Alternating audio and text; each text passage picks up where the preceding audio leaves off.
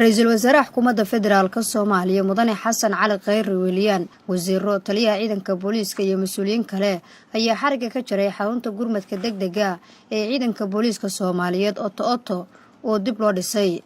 xaruntan waayihii dambe ay ku shaqeynayeen wasaaradaha arrimaha gudaha iyo amniga ayaa dib loogu wareejiyay ciidanka booliiska Soomaaliyeed si ay ugu howlgeliyaan adeega gurmadka degdega ah. xarunta ayaa dib u dayactir lagu sameeyay kadib markii argagixisada Al-Shabaab ay ka fuliyeen weerar bahalnimo 8 bishii Julaay ee sanadka 2018. wasiirka amniga ee xukuumadda federaalka Soomaaliya Maxamed Abuukar Islow Ducaali ayaa sheegay in dawladda Soomaaliya xoogga saarayso sidii argagixisada Al-Shabaab uga difaaci lahayd shacabka Soomaaliyeed. xarumaha ay dumiyaana lagu sameyn doono dib u dayactir. wax shaki gali doono meel kasta ay bulshaan ama soo taagan saan si ka fiican oo dhisayna haduu Ilaahay raahdo har habeen waxaan u taaganahay in cadawga la difaaco sida uu soo difaac badan la sameeyay weerarka kadib meel badan ka difaacnay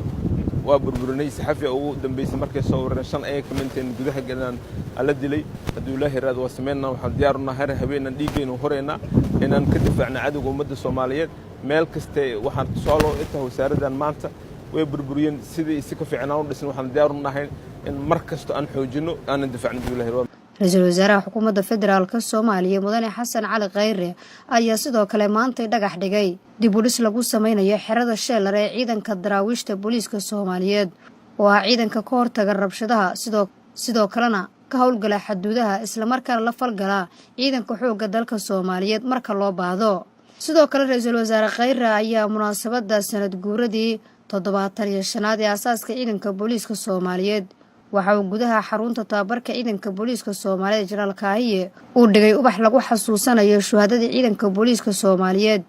ee dhiigooda u huray qarannimada Soomaaliya. Nasra Bashiir Cali, warbaahinta qaranka, magaalada Muqdisho.